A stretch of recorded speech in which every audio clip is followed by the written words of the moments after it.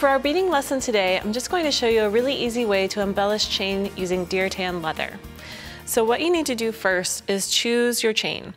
And this type of chain here wouldn't really work for this type of project because see how the links are facing different directions? One is facing up and one's facing to the side. This type of chain here in the middle is called a curb chain, and that's perfect for this because all of the links have a little bit of a twist to them so that they lay nice and flat. This one though is pretty tiny. So this one is a good example of one that would work well for this size of leather lace. So when you're thinking about this type of project, just consider that you'll need to pass the lacing through the holes in the chain. So for example, this, even though it's twisted curb, it's double, but it's big enough that you could pass your leather through these portions of the chain. So to get started, what you'll do is cut a length of chain that's as long as you want. I'm going to use this for a wrap bracelet. So I cut this that's long enough to fit around my wrist twice. So it's around 16 inches. Then I'm going to cut my piece of deer tan so that it's just about half again as long. Maybe not quite, just a little bit longer than my chain. I'm just using my wire cutters to cut that, but here at this end, when I'm ready to start threading, then I want to use more of a heavy-duty type of scissor so that I can get a nice point on the end of my cord. Now what I'll do is pass this through the second to the last link. Okay, and I'm using the suede side up, even though I can decide later which side. Well, actually, I know that I want my shiny side to be the front. If I wanted the suede side to be the front, then I would do it the other way around. But what we'll do is pass our cord then up through the first link, like this. And this is that same type of curb chain that I was talking about where all the links face up. So now I'm going to leave my tail here.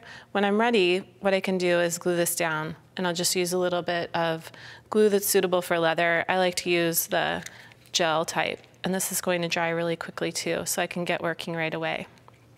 So I'll just do a little bit of glue and then press it down and hold it in place with my fingers, and then I'm ready to get started weaving. Now for weaving, what I find is if you hold it between your forefinger and the second finger, then you can have a good grip on it while you weave and also keep the chain flat while you work. And because you have that suede side and the shiny side, you just want to keep it in mind as you're passing through the chain. So see how it twisted a little bit? I just straightened it out. And then I'll bring my other cord up through the next link and then down through. So it works up really quickly, and this is a fun way that you can add some color and a little bit of boho flair to any of your chain designs. All right, so you'll just weave this all the way to the end, and then you would finish it the same way you started by folding it back through the last link. All right, so now we're ready to make some dangles. And an easy thing you can do is just choose some charms and beads that coordinate with your leather. So I have a bead here, and I'm just going to string a couple of rondelles onto my head pin, just for fun. And then take my round nose pliers and make a basic loop. Just using a ball end head pin because it gives it a little bit more decorative flair. Then roll this all the way around and make a nice coil here, or you can bunch it up and make it a little funkier looking too. Squeeze this together. And then I'm going to trim away my little extra end. Then I'm just going to gather up all of my little dangles onto a jump ring. I'll pick one of these that's attached to the charm. So I'll take my pliers and open my jump ring, always opening it to the side, of course, and then slide my other charm and my dangle onto that jump ring. And I'm going to attach this then to the last link on the design. Then on my other end, I have a jump ring that I'm going to use with the clasp. And this guy will just slide right onto here. Same idea. Now here you'll see I have a couple of extra links. And these can just be removed with your chain nose pliers, or you can cut these away if you want to. But since they're unsoldered, I might save them and use them for jump rings later. So I'll pull this off, and my other spare, and then thread my clasp and jump ring onto the end.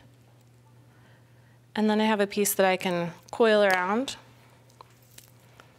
There it is, and I can wear it as a bracelet, or it's even long enough that I could wear it as a necklace if I want to. And this is a way too, if you wanted to wear this as a necklace just like this, you could.